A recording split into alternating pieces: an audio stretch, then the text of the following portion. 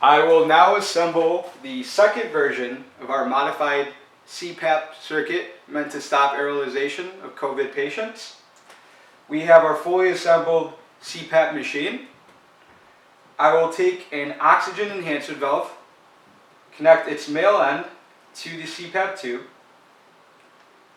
Again, this top valve is meant for the oxygen tank to connect and to regulate the amount of oxygen coming to the patient.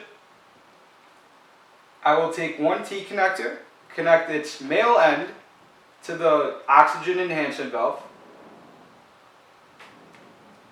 take a viral filter, connect its male end to the T connector,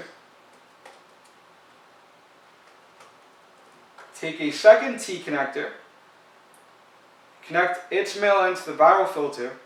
However, we want to have it face backwards about 30 degrees in comparison to the first T connector.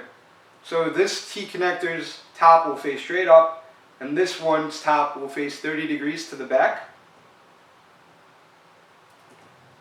Take a second viral filter and connect its male end to the middle T connector.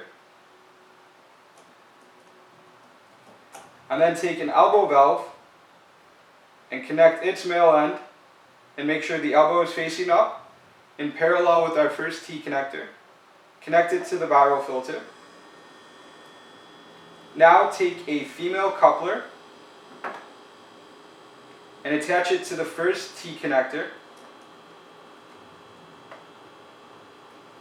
Then take a PEEP valve or pressure valve, connect it to the female coupler that is attached to the first T connector. And then take another PEEP valve and connect it to the elbow connector.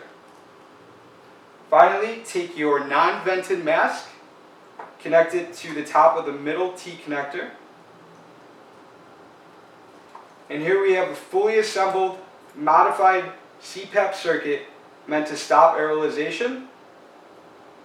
So going in the row, we have the CPAP tube connected to the oxygen enhancement valve, connected to the T connector, connected to a viral filter, connected to a second T connector that is faced 30 degrees towards the back, our second viral filter, an elbow connector, a PEEP valve or pressure valve, a female coupler that is attached to this T connector in which we put our second PEEP valve to the female coupler, and then our non-vented mask connected to the middle T connector.